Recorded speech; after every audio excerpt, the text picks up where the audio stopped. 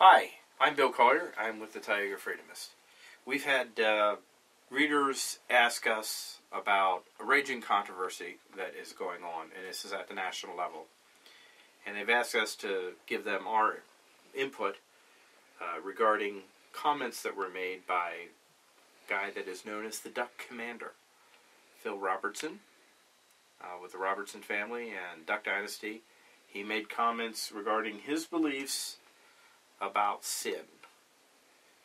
His comments, while some, including me, might think that they were a little, well, not exactly G-rated, reflect a consensus view that has been held in Western civilization and many civilizations around the world for thousands of years. Now, whether you agree with that consensus or not, the real question is, should this guy have actually been suspended indefinitely or effectively fired, whatever you want to call it, for making those remarks? The question, and I'll preface this with a qualifier, the question about whether or not legally A&E could do what they did, that's a whole different matter than the moral issue. Legally, of course, we as a newspaper can put any views in the paper we want, and we can exclude any views that we want. We're committed to tolerance and pluralism, which means that whether you agreed with the Duck Commander, which I personally would be more in agreement with that, again, minus the non-G rating way that he said it, or whether you disagree with him, your views would be welcome in our publication. We wouldn't censor you. And again, I'm using the term censor, not in a legal sense, but just in the sense of we wouldn't stop you from speaking your mind, and we wouldn't stop you from sending a letter to us to express your views. But there are those who actually believe that if they have a media operation and somebody expresses a certain view, in this case, he believes homosexuality is a sin, that that person should not be allowed to have a show on their channel. That's their right. They can do that. But the irony of that is that you're a First Amendment protected entity that has made a decision that the First Amendment applies to you, but not among you.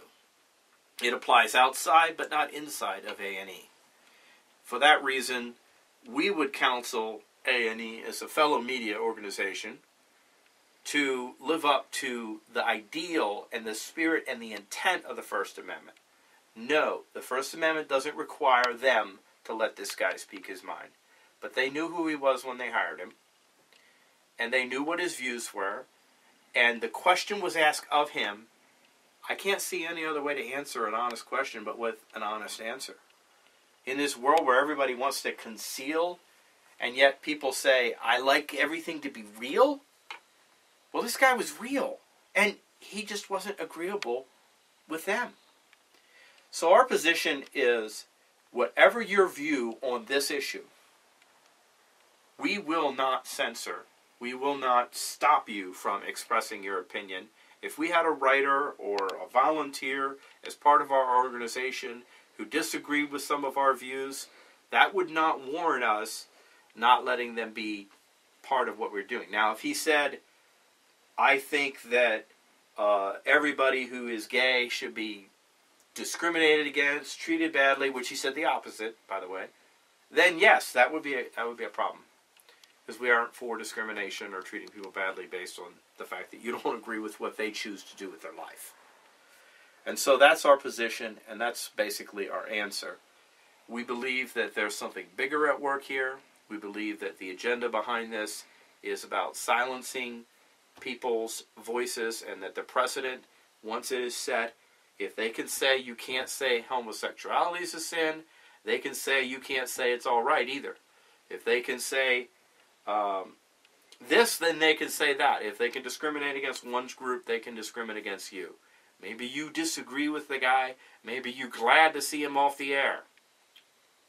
But the next person that might be targeted might be your favorite person with your favorite views who just doesn't line up with whoever's in charge over there.